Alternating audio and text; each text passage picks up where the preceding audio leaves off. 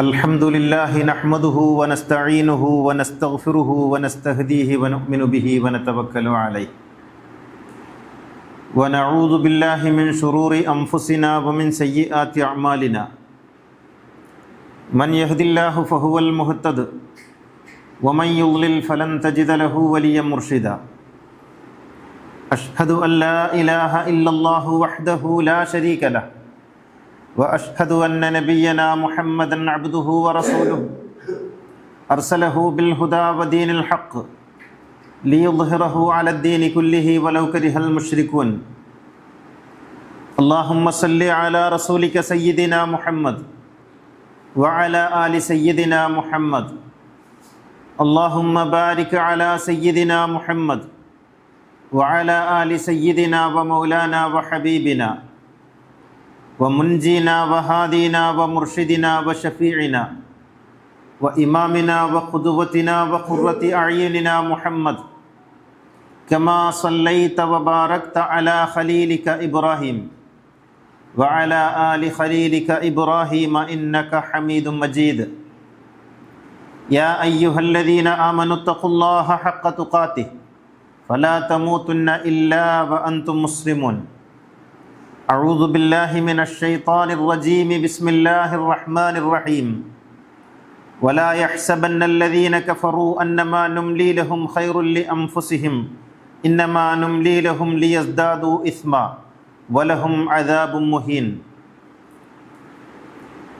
ആദരണീയരായ സഹോദരന്മാരെ സഹോദരികളെ, ജീവിതത്തിൽ തഖ്വയും വിശുദ്ധിയും പുലർത്തി ജീവിക്കാൻ ശ്രമിക്കണമെന്ന് എന്നെയും നിങ്ങളെയും ഉണർത്തുകയാണ്. അള്ളാഹു നമ്മെ എല്ലാവരെയും ഏറ്റവും നല്ല സ്വഭാവ ഗുണങ്ങളുള്ള ദാസരിൽ ഉൾപ്പെടുത്തി അനുഗ്രഹിക്കുമാറാകട്ടെ. ഇത് റജബ് മാസമാണ്. ഇന്ന് റജബ് 13.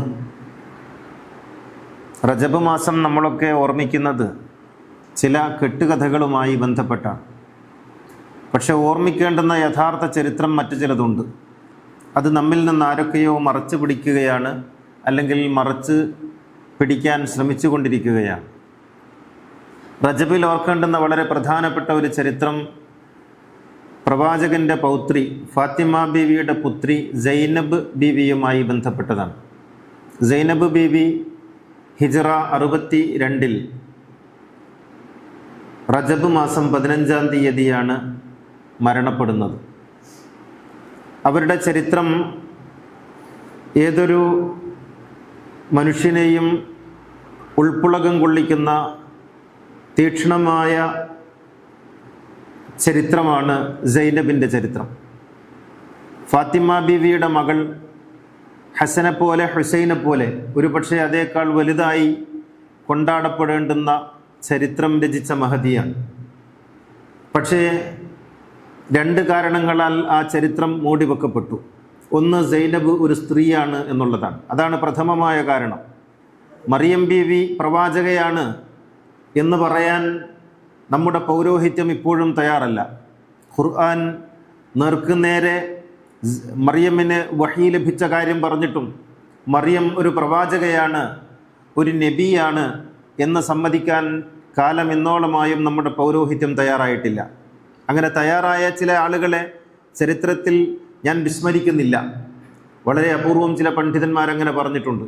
പക്ഷേ ഇപ്പോഴും മുഖ്യധാര പൗരോഹിത്യം മറിയം ബീവിയെ പ്രവാചകയായി കാണുന്നില്ല, ആസിയ ബീവിയെ കാണുന്നില്ല, ഹവ്വയെ കാണുന്നില്ല, ഇങ്ങനെ വളരെ ഹാജറയെ കാണുന്നില്ല. അള്ളാഹുവിൽ നിന്ന് നേർക്കുനേർ വഹി ലഭിച്ചിട്ടുണ്ടെന്ന് ഖുർആൻ സാക്ഷ്യപ്പെടുത്തിയ ഈ മഹദികളെയൊക്കെ ചരിത്രത്തിൻ്റെ പിറകിലേക്ക് തട്ടിമാറ്റി അവരൊന്നും പ്രവാചകകളല്ല എന്ന് സ്ഥാപിക്കുവാനാണ് ശ്രമിക്കുന്നത്. കാരണം അവർ സ്ത്രീകളാണ് എന്നുള്ളതാണ്. രണ്ടാമത്, സൈനബിൻ്റെ ചരിത്രം മാറ്റിവെക്കാൻ കാരണം അവർ അഹ്ലുബൈത്താണ് എന്നുള്ളതാണ്. പ്രവാചകൻ്റെ കുടുംബമാണ്, അമവിയല്ല എന്നുള്ളതാണ്. ഈ 2 കാരണങ്ങളാലാണ് സൈനബിൻ്റെ ചരിത്രം വിസ്മൃതിയിലേക്ക് തള്ളപ്പെട്ടത്. യഥാർത്ഥത്തിൽ ആരാണ് സൈനബ് എന്ന് പഠിക്കേണ്ടത് ഓരോ വിശ്വാസിയുടെയും ബാധ്യതയാണ്. അതിൻ്റെ കാരണം സൈനബിനെ പഠിക്കുമ്പോഴാണ് ആരാണ് മുആവിയ എന്ന് നമുക്ക് മനസ്സിലാവുക, ആരാണ് യസീദ് എന്ന് നമുക്ക് മനസ്സിലാവുക, ആരാണ് ഇസ്ലാമിക ചരിത്രത്തെയും ഇസ്ലാമിക തത്വശാസ്ത്രത്തെയും അട്ടിമറിച്ച് മറ്റൊന്നാക്കി തീർത്തത് എന്ന് നമുക്ക് മനസ്സിലാക്കാൻ സൈനബിൻ്റെ ചരിത്രം നമ്മൾ പഠിക്കണം. പ്രവാചകൻ വഫാത്താകുന്നതിൻ്റെ 6 വർഷം മുൻപ് ഹിജ്റ 5 സൈനബ് ജനിക്കുന്നത്. ഫാത്തിമയുടെ മകളായി, ഹസൻ്റെയും ഹുസൈൻ്റെയും പെങ്ങളായി ഹിജ്റ 5 സൈനബ് ജനിച്ചു. സൈനബിന് നാമകരണം ചെയ്തത് മുഹമ്മദ് നബിയാണ്. അവൾക്ക് ഞാൻ സൈനബ് എന്ന പേര് വിളിക്കുന്നു. സൈനബ് എന്ന വാക്കിൻ്റെ അർത്ഥങ്ങൾ പലതുമാണ്. അർത്ഥം നോക്കിയിട്ടല്ലല്ലോ പേര് വിളിക്കുന്നത്. ആ പേരിന് ചില ചരിത്രപരത കൂടിയുണ്ട്. പ്രവാചകൻ്റെ പ്രിയപ്പെട്ട ഖദീജയുടെ മൂത്ത മകളുടെ പേര് സൈനബ് എന്നാണ്. ആ സൈനബിൻ്റെ ഓർമ്മയ്ക്കാണ് പ്രവാചകൻ സൈനബ് എന്ന് തൻ്റെ പേരക്കുട്ടിക്ക് പേര് വിളിച്ചത്. അങ്ങനെ സൈനബ് പ്രവാചകന്റെ മടിത്തട്ടിൽ വളർന്നു. 6 വയസ്സ് വരെ പ്രവാചകൻ ലാളനയേറ്റ് വളർന്നു. പ്രവാചകനിൽ നിന്ന് കഥകളും പാഠങ്ങളും ആ സമയത്ത് എന്തൊക്കെയാണോ സ്വീകരിക്കാൻ സാധിക്കുന്നത് അതൊക്കെ സ്വീകരിച്ചു. അതിനുശേഷം പ്രവാചകന്റെ മരണശേഷം കലുഷമായ കാലമായിരുന്നല്ലോ. പ്രവാചക കുടുംബത്തെ ഒന്നൊന്നായി വകവരുത്തുന്ന രീതി. അങ്ങനെ തൻ്റെ 6 വയസ്സിൽ തന്നെ തൻ്റെ മുന്നിൽ വെച്ച് പ്രിയപ്പെട്ട ഉമ്മ കൊല്ലപ്പെടുന്നതിന് സൈനബ് സാക്ഷിയായി. അവിടെ തുടങ്ങുന്നുണ്ട് സൈനബിൻ്റെ വല്യുപ്പ മുഹമ്മദ് നബി വിഷം തീണ്ടി മരണപ്പെട്ടു. സ്വന്തം മാതാവ് ഫാത്തിമ ബീവി അഗ്നി കൊളുത്തപ്പെട്ടു, കൊല ചെയ്യപ്പെട്ടു. പിന്നീട് അവിടെ നിന്ന് അങ്ങോട്ടുള്ള അവരുടെ ഓരോ അനുഭവങ്ങളും അങ്ങനെയാണ്. ചെറിയ കുട്ടിയായിരിക്കെ തന്നെ അനാഥയായി വളർന്നു പിതാവിൻ്റെ ലാളനയിൽ. പിതാവ് തന്നെയായിരുന്നു ഗുരു, പിതാവ് തന്നെയായിരുന്നു വഴികാട്ടിയായിട്ടുണ്ടായിരുന്നത്. അലി ഇബ്നു അബി താലിബിൻ്റെ എല്ലാ ഗുണങ്ങളും, അലി ഇബ്നു അബി താലിബിൻ്റെ സാഹിത്യാഭിരുചി, കവിത, ഇതെല്ലാം അപ്പടി തന്നെ കിട്ടിയ ഒരാളായിരുന്നു സൈനബ്.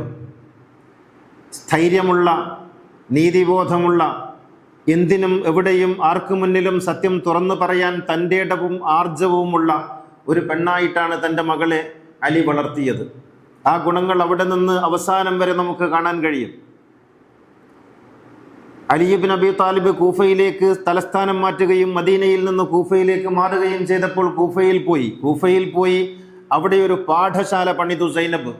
ഇന്നും സ്റ്റേജിൽ ഒരു പെൺകുട്ടിക്ക് സമ്മാനം വാങ്ങാൻ കഴിയാത്തൊരു കാലത്ത് സൈനബിനെ ഓർക്കാൻ ഇവരാരും ഇഷ്ടപ്പെടില്ല. കാരണം സൈനബ് ഇവരുണ്ടാക്കിയിട്ടുള്ള ഈ എല്ലാ മതക്കെട്ടുകളുടെയും അപ്പുറത്ത് ജീവിക്കുന്ന ഒരു സൂര്യനാണ്. അന്ന് സൈനബ് കൂഫയിൽ ഒരു പാഠശാല പണിതു. ആ പാഠശാലയിൽ ക്ലാസ് എടുക്കുന്നത് സൈനബാണ്. യുവതിയായ പ്രവാചകന്റെ യുവതിയായ പേരക്കുട്ടി ക്ലാസ് എടുക്കും. അനേകായിരം മനുഷ്യർ, ആണും പെണ്ണും അടങ്ങുന്ന, യുവാക്കളും വൃദ്ധരും അടങ്ങുന്ന എല്ലാ തരത്തിലുള്ള ആളുകളും ആ സദസ്സിൽ വന്നിരിക്കും. എന്നിട്ട് അവർ ഖുർആൻ വിശദീകരിക്കും. ആയിരക്കണക്കിന് ശിഷ്യന്മാരുണ്ടായിരുന്നു സൈനബിന്. അവിടെ ഒരു മറയുണ്ടായിരുന്നില്ല. ഏതെങ്കിലും തരത്തിൽ സൈനബ് ഒളിച്ച് താമസിച്ചില്ല. സമൂഹത്തിനിടയിലേക്ക് ഇറങ്ങി അലിയിൻ്റെയും ഫാത്തിമയുടെയും മകൾ തൻ്റെ പിതാമഹനായ പ്രവാചകന് ലഭിച്ചിട്ടുള്ള വെളിപാടിൻ്റെ വഹീൻ്റെ വിശദീകരണം സമൂഹത്തിന് പഠിപ്പിച്ചു കൊടുത്തു. അങ്ങനെ അവിടെ നാട്ടിൻ്റെ നാനാഭാഗത്തു നിന്നും ആളുകൾ എത്തി സൈനബിൻ്റെ ക്ലാസ്സിൽ പങ്കെടുക്കാൻ. സൈനബ് അവർക്ക് പഠിപ്പിച്ചു കൊടുത്തു. ഓർക്കുമോ ഇന്ന് പൗരോഹിത്യം ഈ കഥ? പെൺകുട്ടിക്ക് തനിക്ക് ലഭിച്ചിട്ടുള്ള ഒരു അംഗീകാരം വാങ്ങുന്നതിന് സ്റ്റേജിലേക്ക് കയറിയപ്പോഴാണ് ഇറക്കി വിട്ടത്, കാണിച്ചു തരാമെന്ന ഭീഷണി മുഴക്കിയത്. ഓർക്കാൻ ഇഷ്ടപ്പെടാത്ത ചരിത്രമാണല്ലോ സ്വാഭാവികമായും സൈനബിൻ്റേത്. അങ്ങനെ സൈനബ് അവസാനം നമുക്ക് സൈനബിനെ കാണാൻ കഴിയുന്നത് കാലിലൊരു ചങ്ങല, ഭ്രാന്ത് പിടിച്ചിട്ടല്ല, മറിച്ച് ഇസ്ലാമിൻ്റെ ചരിത്രകാരന്മാർ വാഴ്ത്തിപ്പാടുന്ന, ഇപ്പോഴും പൗരോഹിത്യം വാഴ്ത്തിപ്പാടുന്ന മുആവിയയുടെ മകൻ യസീദിന്റെ പട്ടാളം ചങ്ങലക്കിട്ട് വലിച്ചു കൊണ്ടുപോവുകയാണ് ഇറാഖിലെ കൂഫയിൽ നിന്ന് സിറിയയിലെ ഡമസ്കസിലേക്ക്. എന്താണ് അവർ ചെയ്ത കുറ്റം? അവർ ചെയ്ത കുറ്റം പ്രവാചകന്റെ പൗത്രന്മാരായും പൗത്രിമാരായും പിറന്നുപോയി എന്നുള്ളത് മാത്രമാണ്. അങ്ങനെ കാലിൽ ചങ്ങലയുമായി കൊണ്ടുപോകുന്നു സൈനബിനെയും കൂട്ടരെയും. കർബലയ്ക്ക് ശേഷം തൻ്റെ പ്രിയപ്പെട്ട ആങ്ങള ഹുസൈൻ റളിയല്ലാഹു അൻഹു കർബലയിൽ കൊല്ലപ്പെട്ട് ആ ജനാസക്കരികിൽ ഇരുന്നു കൊണ്ട് ധീരയായ ഈ വനിത പറയുന്നുണ്ട്, അല്ലാഹുമ്മ റബ്ബനാ തഖബ്ബൽ മിന്നാ ഹാദൽ ഖുർബാൻ. അല്ലാഹുവേ, ഈ ബലി ഞങ്ങളിൽ നിന്ന് സ്വീകരിക്കണം, നീയാണ് ഇതിനൊക്കെ സാക്ഷി എന്ന് പറഞ്ഞ് അല്ലാഹുവിനെ സാക്ഷിയാക്കി തൻ്റെ കുടുംബത്തോടൊപ്പം, ബാക്കിയുള്ള കുടുംബത്തോടൊപ്പം അവിടെ നിന്ന് കൊണ്ടുപോവുകയാണ്. ചങ്ങലക്കിട്ട് കാഴ്ചപ്പണ്ടാരങ്ങളായി തെരുവിലൂടെ നടത്തിച്ച് മുന്നിൽ ഹുസൈൻ്റെ തല, പുറകിൽ പ്രവാചകന്റെ പൗത്രിയായ സൈനബ് അടക്കമുള്ള ആളുകളുടെ കാലിൽ ചങ്ങലയിട്ട് കൊണ്ടുപോകുന്നു ഡമസ്കസിലേക്ക്. നിങ്ങളൊന്ന് ആലോചിച്ച് നോക്കൂ. ഇസ്ലാമിൻ്റെ വീരശൂര പരാക്രമികൾ എന്ന് വാഴ്ത്തപ്പെടുന്ന രാജാക്കന്മാർ ചെയ്തു കൂട്ടിയ ക്രൂരതകളെ കുറിച്ചാണ് ഞാനിത് പറയുന്നത്. മറ്റേതെങ്കിലും ഒരു മതത്തിന്റെ നാമധാരികളല്ല ഇത് ചെയ്തത്. ഈ മതത്തിനുള്ളിൽ പ്രവാചകന്റെ ശിഷ്യൻ എന്ന വേഷം കെട്ടി വന്ന അബൂ സുഫിയാന്റെയും മുആവിയയുടെയും പുത്രൻ ചെയ്ത പണിയെക്കുറിച്ചാണ് ഞാൻ പറയുന്നത്. പ്രവാചകന്റെ പൗത്രന്റെ തല കുന്തത്തിൽ കുത്തി മുന്നേ നടക്കുന്നു. ആ മനുഷ്യന്റെ പെങ്ങന്മാരും പേരക്കുട്ടികളും അടങ്ങുന്ന പിന്നിര പിറകെ കാലിൽ ചങ്ങലയുമായി നടക്കുന്നു. എന്നിട്ട് അവിടെ എത്തി, ഡമസ്കസിലെത്തി യസീദിന്റെ കൊട്ടാരത്തിൽ ഇവരെയൊക്കെ ഇങ്ങനെ ഹാജരാക്കി. പ്രവാചകന്റെ മടിയിൽ വളർന്ന ഈ കുട്ടി ഉൾപ്പെടെയുള്ള ആളുകളെ ഇങ്ങനെ നിരത്തി നിർത്തി. ഒരു കയ്യിൽ മദ്യത്തിന്റെ ചഷകവും മറ്റേ കയ്യിൽ ചെങ്കോലുമായി യസീദ് കടന്നു വന്നു. എന്നിട്ട് നിങ്ങൾ ആലോചിച്ച് നോക്കണം, ഇതൊക്കെ നമുക്ക് അത്ഭുതമായി തോന്നും. എന്നിട്ട് ഹുസൈൻ റളിയല്ലാഹു അൻഹുവിന്റെ തലയിൽ ആ ചുണ്ടുകളിൽ തൻ്റെ വെള്ളിക്കോൽ ഇങ്ങനെ തട്ടിച്ചിട്ട് യസീദ് പല തമാശകളും പറഞ്ഞ് ചിരിക്കുകയായിരുന്നു. അപ്പോൾ സൈനബ് ഒരു പുലിക്കുട്ടിയെ പോലെ എഴുന്നേറ്റ് നിന്നു. കാലിൽ കനത്ത ചങ്ങലയുണ്ട്, അവിടെ എഴുന്നേറ്റ് നിന്നു. എന്നിട്ട് സൈനബ് പറഞ്ഞു, ഖിദ്ലക ഫഖിദ് കൈദക് വസ്അ സഅയക് വനാസിബ് ജുഹ്ദക് ഫവല്ലാഹി ലാ തംഹു ദിക്റന വലാ തുമീതു വഹ്യന വലാ തുദ്രികു അമദന വലാ തർഹദു അൻക ആറുഹ. നിനക്ക് ചെയ്യാവുന്നതൊക്കെ ചെയ്യ്, നിനക്ക് സാധിക്കുന്ന വിധത്തിലൊക്കെ ഞങ്ങളെ ദ്രോഹിക്ക്, നിനക്കിനിയും മതിയായില്ലെങ്കിൽ ഇനിയും ഞങ്ങളെ മർദ്ദിക്ക്. പക്ഷേ നീ ഒരു കാര്യം ഓർക്കണം, ഫവല്ലദീ ശറഫനാ ബിൽ വഹ്യി വൽ കിതാബി വൻ നുബുവ, വെളിപാട് കൊണ്ടും വേദം കൊണ്ടും സ്ഥാനമാനങ്ങൾ കൊണ്ടും ഞങ്ങളെ ആദരിച്ച അള്ളാഹുവിനെ തന്നെ സത്യം. ലാ തുദ്രികു അമദന വലാ തബ്ലുഗു ഗായതന, നീ നിന്റെ ജീവിതകാലം മുഴുവൻ കഠിനമായി അധ്വാനിച്ചാലും ഞങ്ങൾ എത്തിപ്പിടിച്ചതിന്റെ 1000-ൽ 1 അംശം എത്തിപ്പിടിക്കാൻ നിനക്ക് സാധ്യമല്ല. ഞങ്ങൾക്ക് ലഭിച്ച മഹത്വത്തിന്റെ 7 അയലത്തെത്താൻ നിനക്ക് സാധ്യമല്ല. വഹൽ റഅയുക ഇല്ലാ ഫനദ് വഅയ്യാമുക ഇല്ലാ അദദ് വജംഉക ഇല്ലാ ബദദ്, നീ ഒരുമിച്ച് കൂട്ടിയതെല്ലാം നശ്വരമാണ്. നിന്റെ നാളുകൾ എണ്ണപ്പെട്ട് കഴിഞ്ഞിരിക്കുന്നു, നിന്റെ നാശമിത വിതച്ചു കഴിഞ്ഞിരിക്കുന്നു, ഇനി കൊയ്യാനേയുള്ളൂ എന്ന് പറഞ്ഞു പുലിക്കുട്ടിയെ പോലെ സൈനബ് എഴുന്നേറ്റ് നിന്ന് യസീദിന്റെ മുഖത്ത് നോക്കി അത്യുജ്വലമായ പ്രഭാഷണം നടത്തി. ഒരുപക്ഷെ ലോക ചരിത്രത്തിൽ ഇന്നോളം അത്തരത്തിലുള്ള ഒരു പ്രഭാഷണം നാം കേട്ടിട്ടില്ല എന്ന് വേണം പറയാൻ. ഷേക്സ്പിയറിന്റെ കഥാപാത്രമായ മാർക്ക് ആന്റണിയോ ബ്രൂട്ടസോ നടത്തിയ ഒരു പ്രഭാഷണം പോലും സൈനബ് യസീദിന്റെ കൊട്ടാരത്തിൽ നേർക്കുനേരെ രാജാവിന്റെ മുഖത്ത് നോക്കി പറഞ്ഞ ഈ വാക്കുകളുടെ അടുത്ത് പോലും എത്തില്ല എന്നാണ് ഞാൻ വിചാരിക്കുന്നത്. സൈനബ് പറഞ്ഞു,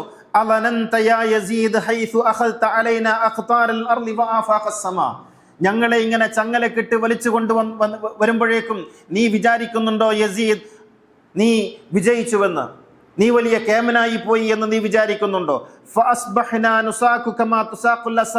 ഞങ്ങളെയൊക്കെ ബന്ദികളാക്കി കാലിൽ ചങ്ങലയിട്ട് ഇങ്ങനെ കാണുമ്പോൾ നിനക്ക് അധികാര ഭ്രമം തോന്നുന്നുണ്ടോ? അന്നബിന അലല്ലാഹി ഹവാന വബിക അലല്ലാഹി കറാമ, ഞങ്ങളൊക്കെ നിസ്സാരരാണെന്നും നിന്ദ്യരാണെന്നും നീ വലിയ മഹത്വമുള്ളവനാണെന്നും വിചാരിക്കുന്നുണ്ടോ? ഫശമഖ്ത ബിഅൻഫിക് വനദർത ഇലാ അത്ഫിക് ഹീന റഅയ്ത അദ്ദുനിയ മുസ്തവസിഖതൻ ഹീന സഫാക മുൽകുനാ വസുൽത്താനുനാ ഫമഹ്ലൻ മഹ്ലൻ. നിനക്ക് നാശം, നീ വിചാരിക്കുന്നുണ്ടോ ഞങ്ങളെ ഇങ്ങനെ ചങ്ങല കിട്ടപ്പോഴേക്കും നീ കേമനായെന്ന്? നാശം ഇരന്നു വാങ്ങുകയാണ് നീ. മാദാ തഖൂലൂന ഇദ് ഖാല അൻ-നബിയ്യു ലക്കും മാദാ സനഅതും വഅൻതും ആഖിറുൽ ഉമം. എന്നിട്ട് അവർ ഒരു കവിത ചൊല്ലുന്നു. മാദാ തഖൂലൂന, അവിടെ കൂടി നിൽക്കുന്ന ജനങ്ങളോട് ചോദിക്കുന്നു, മാദാ തഖൂലൂന ഇദ് ഖാല അൻ-നബിയ്യു ലക്കും മാദാ സനഅതും വഅൻതും ആഖിറുൽ ഉമം ബി അഹ്ലി ബൈതി വഔലാദി വമക്രമതി മിൻഹും മുസാറ വമിൻഹും ദറജു ബിദം. അല്ലയോ ജനങ്ങളെ, ഈ കൂടി നിൽക്കുന്ന നിങ്ങളോട് എനിക്കൊരു കാര്യം ചോദിക്കാനുണ്ട്. മാദാ തഖൂലൂന ഇദ് ഖാല അൻ-നബിയ്യു ലക്കും, നാളെ പ്രവാചകനെ നിങ്ങൾ കണ്ടുമുട്ടുമ്പോൾ പ്രവാചകൻ നിങ്ങളോട് ചോദിക്കും, മാദാ സനഅതും വ അൻതും ആഖിറുൽ ഉമം ബി അഹ്ലി ബൈതി വ ഔലാദി വ മക്രമതി, എൻ്റെ പ്രിയപ്പെട്ട മക്കളെയും കുടുംബങ്ങളെയും നിങ്ങൾ എന്ത് ചെയ്തു എന്ന് ചോദിക്കുമ്പോൾ മാദാ തഖൂലൂൻ, നിങ്ങൾ എന്താണ് പ്രവാചകനോട് മറുപടി പറയുക? മിൻഹും മുസാറ വ മിൻഹും ലർറജു ബിദം, ആ പ്രവാചകന്റെ കുടുംബത്തിൽപ്പെട്ട ഞങ്ങളുടെ കാലുകളിൽ ഇതാ ചങ്ങലയാൽ ബന്ധിച്ചിരിക്കുന്നു, ഞങ്ങൾ ബന്ദികളായിട്ടാണ് നിങ്ങളുടെ മുന്നിൽ നിൽക്കുന്നത്. മാ കാന ദക ഇദ് നസഹ്തു ലക്കും അൻ തഖ്ലുഫൂനി ബിസൂഇ ഫീ ദവീറ റഹിമി, പ്രവാചകൻ നിങ്ങളോട് ചോദിക്കും, ഞാൻ നിങ്ങളോട് നന്മ ഉപദേശിക്കുകയും നേർവഴിക്ക് നയിക്കുകയും ചെയ്തതിന്റെ പ്രതിഫലമായി എനിക്ക് നിങ്ങൾ നൽകിയതാണോ എൻ്റെ മക്കളുടെ കാലിലെ ഈ ചങ്ങല എന്ന് ചോദിക്കുമ്പോൾ നിങ്ങൾ എന്താണ് പ്രവാചകനോട് പറയുക? ഇന്നി ലഅഖ്ശാ അലൈക്കും മൻ യഹില്ല ബിക്കും മിസ്ലൽ അദാബിൽ ലദീ ഔദാ അലാ ഇറം, ആദ് സമൂദ് ഗോത്രങ്ങളുടെ മേലിറങ്ങിയ ശിക്ഷ പോലൊരു ശിക്ഷ നിങ്ങൾക്ക് മേലിറങ്ങുമെന്ന് ഞാൻ ഭയപ്പെടുന്നു എന്ന് പറഞ്ഞുകൊണ്ടാണ് സൈനബ് തന്റെ പ്രഭാഷണം അവസാനിപ്പിക്കുന്നത്. ആലോചിച്ച് നോക്കൂ, ഈ ചോദ്യം അവിടെ കൂടിയിരിക്കുന്ന ജനങ്ങളോട് മാത്രമല്ല, ഇത് കാലങ്ങൾ നൂറ്റാണ്ടുകൾ പിറകിലേക്ക് മുആവിയയെ മഹത്വപ്പെടുത്തുന്ന സകല മനുഷ്യരോടും ചോദിക്കുന്ന ചോദ്യമാണിത്. യസീദിനെ മഹത്വപ്പെടുത്തുന്ന, അമവി തമ്പുരാക്കന്മാരെ മഹത്വപ്പെടുത്തുന്ന, അവരെഴുതിയ കിതാബുകളെ മഹത്വപ്പെടുത്തുന്ന, അവരെഴുതിയ ചരിത്രം വായിച്ച് പ്രവാചകനെ നിന്ദിക്കുന്ന, പ്രവാചകനെ കുറിച്ച് അസഭ്യം പറയുന്ന, പ്രവാചകനെ പുലഭ്യം എഴുതി വെച്ച ബുഖാരിയെ തലയിലെടുത്തു വെക്കുന്ന സകല മനുഷ്യരോടും ചോദിക്കുന്ന ചോദ്യമാണ്, മാദാ തഖൂലൂന ഇദ് ഖാല അൻ-നബിയ്യു ലക്കും മാദാ സനഅതും വ അൻതും ആഖിറുൽ ഉമം ബി അഹ്ലി ബൈതി വ ഔലാദി വ മക്രിമതി, എൻ്റെ മക്കളുടെ കാലുകളിൽ ചങ്ങലയിട്ട് അടിമകളെ പോലെ, കഴുതകളെ പോലെ, മൃഗങ്ങളെ പോലെ തെരുവിലൂടെ വലിച്ചു പോയപ്പോൾ വെറും കാണികളായി നോക്കി നിന്നില്ലേ നിങ്ങൾ? ആ ചരിത്രം എഴുതിയവരെ മഹത്വപ്പെടുത്തിയില്ലേ നിങ്ങൾ? മുആവിയക്ക് തർലിയത്ത് ചൊല്ലിയില്ലേ നിങ്ങൾ എന്ന് ചരിത്രം നമ്മോട് ചോദിക്കുമ്പോൾ, പ്രവാചകൻ നമ്മോട് ചോദിക്കുമ്പോൾ നാം എന്ത് മറുപടി പറയും? ഇത് സൈനബ് ചോദിക്കുന്ന ചോദ്യം ഓരോ മനുഷ്യനോടുമുള്ള ചോദ്യമാണ്, എന്നോടും നിങ്ങളോടുമുള്ള ചോദ്യമാണ്. നമ്മളിപ്പോഴും മഹത്വപ്പെടുത്തിക്കൊണ്ടിരിക്കുകയല്ലേ ഈ കിങ്കരന്മാരെ, പ്രവാചകന്റെ മക്കളുടെ കാലിൽ ചങ്ങലയണിയിച്ചവരെ, പ്രവാചകന്റെ മക്കളുടെ തല കൊയ്തവരെ, പ്രവാചകന്റെ കുടുംബത്തെ ഇല്ലാതാക്കിയവരെ, പ്രവാചകന്റെ മകളുടെ വീട്ടിന് തീക്കൊളുത്തി കരിച്ചു കൊന്നവരെ, പ്രവാചകന് തന്നെ വിഷം കൊടുത്തവരെ, പ്രവാചകന്റെ പ്രിയപ്പെട്ട ശിഷ്യന്മാരെ ഒന്നൊന്നായി കൊന്നുകളഞ്ഞവരെ, സിഫ്ഫീൻ യുദ്ധമുണ്ടാക്കിയവരെ നാം ഇപ്പോഴും മഹത്വപ്പെടുത്തിക്കൊണ്ടിരിക്കുകയല്ലേ?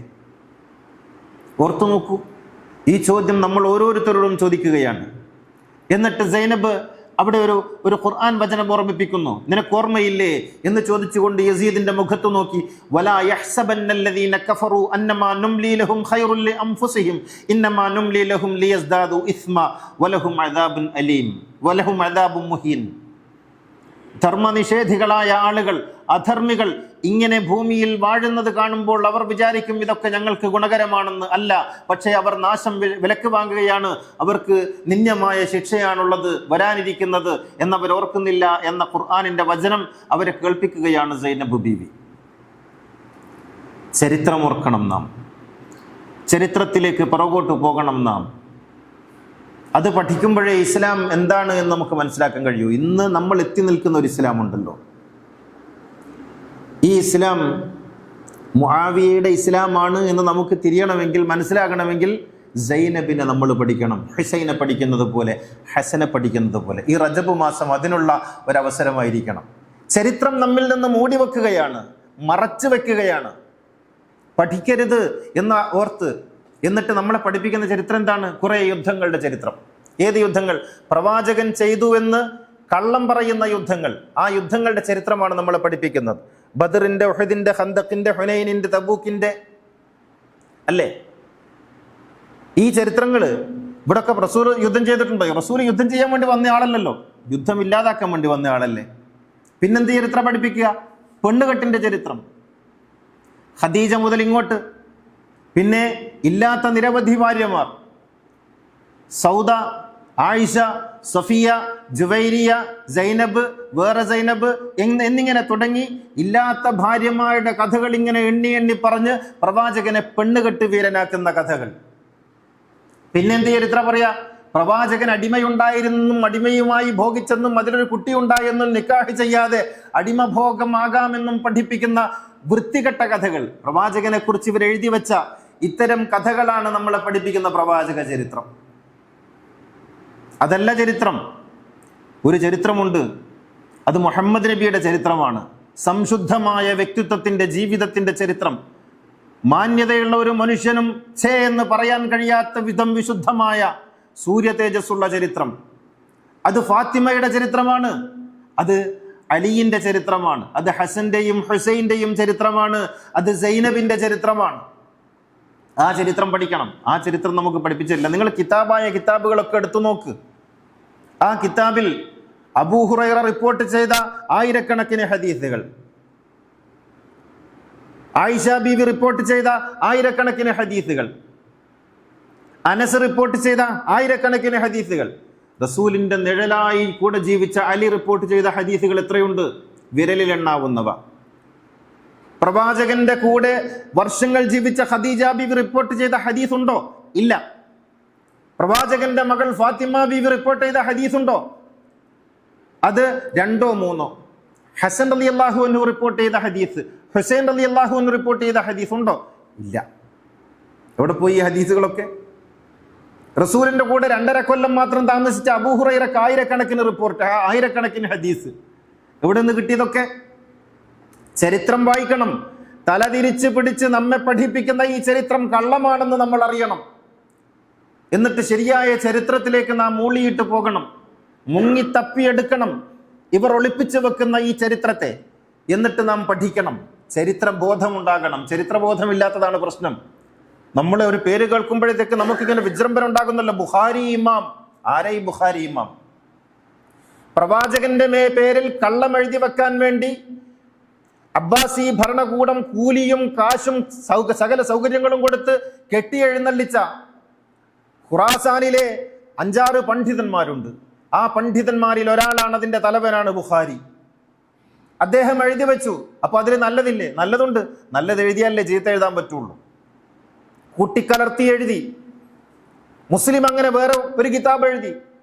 ആ കിതാബുകളിലാണുള്ളത് പ്രവാചകനെ കുറിച്ച് ഈ പുലഭ്യം, പ്രവാചകനെ കുറിച്ച് ഇത്തരം വഷളായ കഥകൾ ഉള്ളത്. അതിൽ സൈനബിനെ നിങ്ങൾ കാണൂല, അതിൽ അലിയിനെ നിങ്ങൾ കാണൂല. എവിടെയെങ്കിലും മരുന്ന് കൂട്ടാൻ അലി ഇബ്നു അബി താലിബ് 1-2 പേരുണ്ടാകും, അത്രേ ഉള്ളൂ. അതിലുള്ള ഹദീസുകളൊക്കെയും റിപ്പോർട്ട് ചെയ്തത് 2.5 കൊല്ലം മാത്രം പ്രവാചകന്റെ കൂടെ ജീവിച്ചു എന്ന് അവകാശപ്പെടുന്ന ഇവർ തന്നെ പറയുന്ന 2.5 കൊല്ലം മാത്രം പ്രവാചകന്റെ കൂടെ ജീവിച്ചു എന്ന് എഴുതി വെച്ചിട്ടുള്ള അബൂ ഹുറൈറയുടെ ആയിരക്കണക്കിന് ഹദീസുകൾ, ആയിഷ ബീവിയുടെ പേരിൽ എഴുതി വെച്ചിട്ടുള്ള ഹദീസുകൾ, ഇതൊക്കെയാണ് അതിലുള്ളത്. അവർ സൈനബിന്റെ ചരിത്രം നമുക്ക് പറഞ്ഞു തരില്ല. നിങ്ങൾ കേട്ടിട്ടുണ്ടോ ഏതെങ്കിലും വയലിന്റെ സ്റ്റേജിൽ, ഏതെങ്കിലും ഉറുദികളിൽ, ഏതെങ്കിലും പാതിരാ പ്രഭാഷണങ്ങളിൽ, ഏതെങ്കിലും പള്ളികളിലുള്ള നീണ്ട പ്രസംഗങ്ങളിൽ നീട്ടിയും കുറുക്കിയും ഇവർ പറയുന്ന കഥകളിലുണ്ടോ പ്രവാചകന്റെ ഈ പൗത്രിയുടെ കഥയുണ്ടോ? ഇമാം ഹസനെ കുറിച്ച് വല്ലതും പറയുന്നുണ്ടോ? ഫാത്തിമ ബിവിയുടെ മരണത്തെക്കുറിച്ച് ഇപ്പോഴും ഏതെങ്കിലും പാഠപുസ്തകങ്ങളിലുണ്ടോ? എന്തുകൊണ്ടില്ല? പഠിപ്പിക്കില്ല. ഇവർ ഈ ചരിത്രമൊക്കെയും മറച്ചു വെക്കുകയാണ്. ചോദിക്കണം പണ്ഡിതന്മാർ എന്ന് പറയപ്പെടുന്നവരോട് ചോദിക്കണം, എവിടെ ഞങ്ങളുടെ പ്രവാചകന്റെ പ്രിയപ്പെട്ട കുടുംബത്തിന്റെ ചരിത്രം? എവിടെ? അവരുടെ ഖബർ എവിടെ? സൈനബ് ബിവിയുടെ ഖബർ എവിടെയാണ്? ഇപ്പോഴും അറിയില്ല. ചിലർ പറയുന്നു ഡമസ്കസിലാണെന്ന്, ചിലർ പറയുന്നു കൈറോയിലാണെന്ന്, ചിലർ പറയുന്നു മദീനയിലാണെന്ന്. എന്തുകൊണ്ടാണ് റസൂലിന്റെ മക്കളുടെ ഖബർ മാത്രം ഇങ്ങനെ?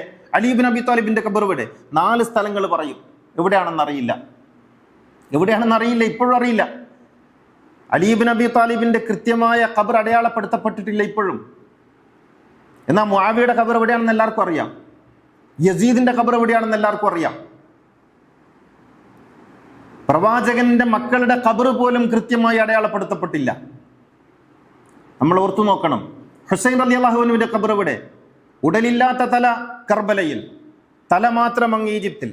എന്തുകൊണ്ടാണ് റസൂലിന്റെ പൗത്രന്റെ ഉടലും തലയും വെവ്വേറെ 2 സ്ഥലത്ത് മറമാടപ്പെട്ടത്? ആലോചിക്കണ്ടേ?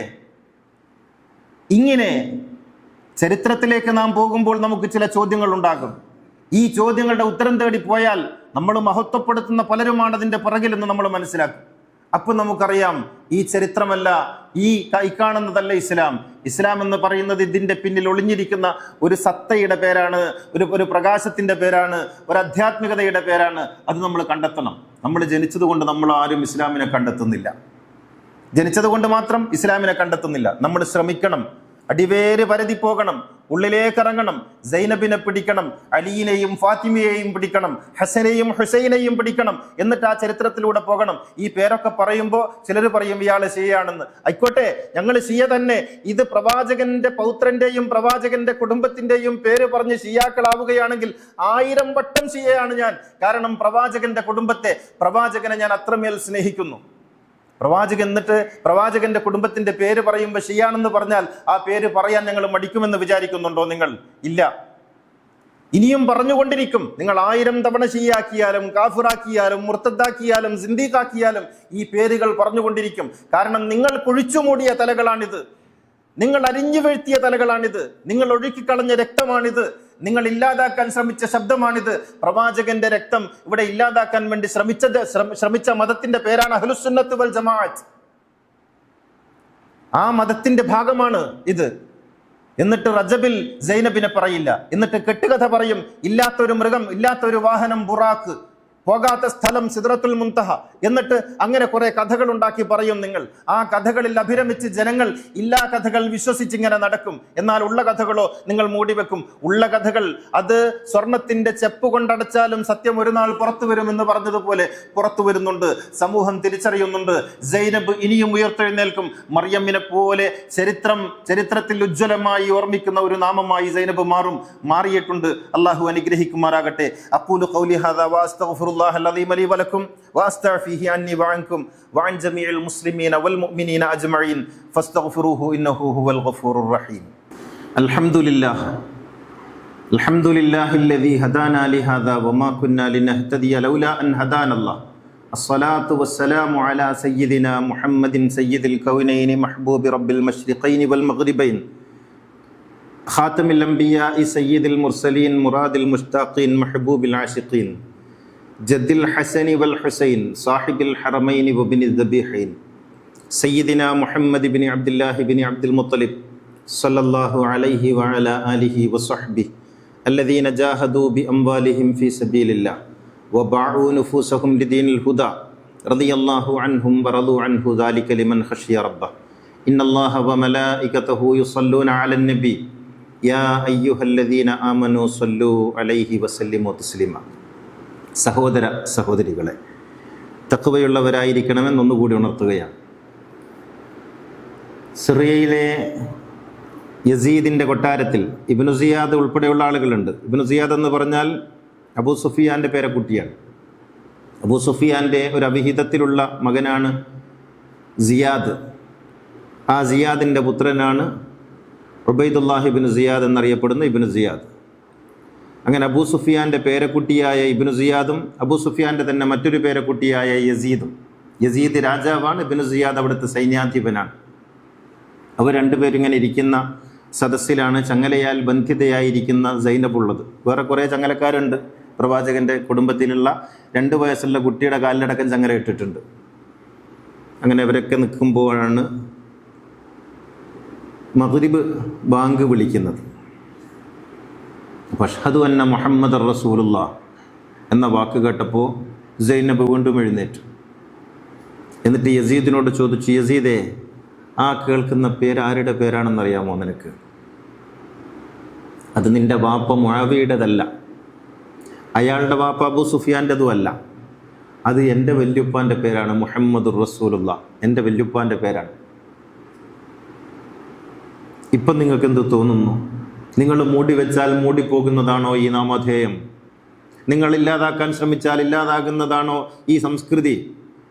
നിങ്ങൾ നിന്ദ്യമാക്കാൻ ശ്രമിച്ചാൽ നിന്ദ്യമായി പോകുന്നതാണോ ഈ വെളിപാടിൻ്റെ ചരിത്രം?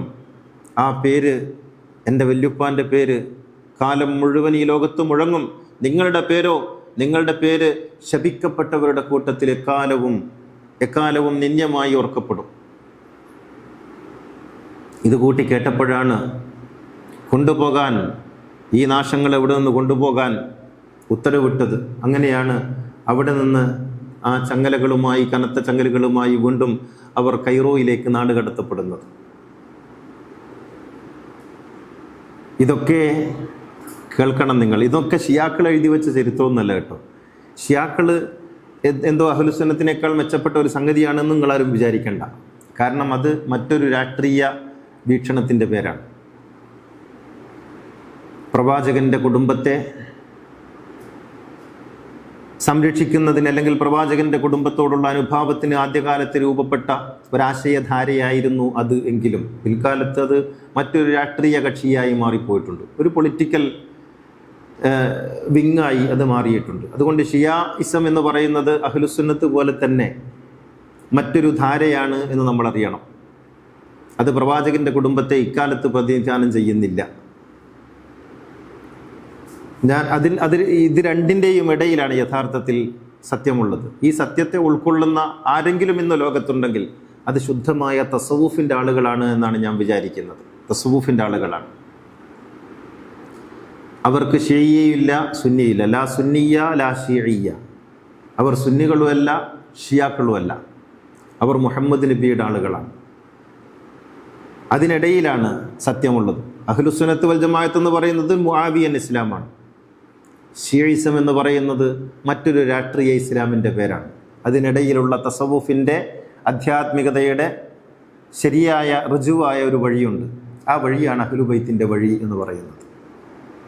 ഞാൻ എന്നെ കേൾക്കുന്നവരോട് പറയാൻ ആഗ്രഹിക്കുന്ന ഒരു കാര്യം, കേട്ടുവന്ന ചരിത്രത്തിൽ സത്യമില്ല, പഠിപ്പിക്കപ്പെടുന്ന ചരിത്രത്തിൽ സത്യമില്ല. അത് ആരൊക്കെയോ അവരുടെ താല്പര്യങ്ങൾ സംരക്ഷിക്കുന്നതിന് വേണ്ടി എഴുതിയുണ്ടാക്കിയ ചരിത്രമാണ്. അത് പ്രവാചകൻ്റെതെന്ന പേരിലാണെങ്കിലും സഹാബികളുടെതെന്ന പേരിലാണെങ്കിലും സത്യം കണ്ടെത്തണം. നമ്മൾ കാണുന്ന മുഹമ്മദ് നബി അല്ല മുഹമ്മദ് നബി. അതിനപ്പുറത്തൊരു സൂര്യനുണ്ട്. ഈ ലോകത്തെ മുഴുവൻ പ്രകാശിപ്പിക്കുന്ന ഒരു തേജോ ഗോളമുണ്ട്. ആ സൂര്യനെ കണ്ടെത്തണം. അത് ലോകത്തിന് മൊത്തം പ്രകാശമായിട്ടുള്ള വ്യക്തിത്വമാണ്. നമ്മൾ കണ്ട ഇസ്ലാമല്ല ഇസ്ലാം. അത് സകല മനുഷ്യർക്കും അനുഗ്രഹമായിട്ടുള്ളൊരു ദർശനത്തിൻ്റെ പേരാണ്. അതിൽ യുദ്ധമില്ല, തീവ്രവാദമില്ല, ശുദ്ധിവാദമില്ല, വർഗീയതയില്ല, പെണ്ണുകെട്ടി നടക്കലില്ല, ഇക്കണ്ട ഏടാകൂടങ്ങളൊന്നുമില്ല. മറിച്ച് അതൊരു അധ്യാത്മധാരയാണ്. മനുഷ്യൻ്റെ മനസ്സിന് സമാധാനം നൽകുന്ന, മനുഷ്യനെ ഒന്നിപ്പിക്കുന്ന, വിദ്വേഷമില്ലാത്ത ഒരു സ്നേഹത്തിൻ്റെ പേരാണ് ഇസ്ലാം. അത് കണ്ടെത്തണം. അള്ളാഹു അനുഗ്രഹിക്കുമാറാകട്ടെ.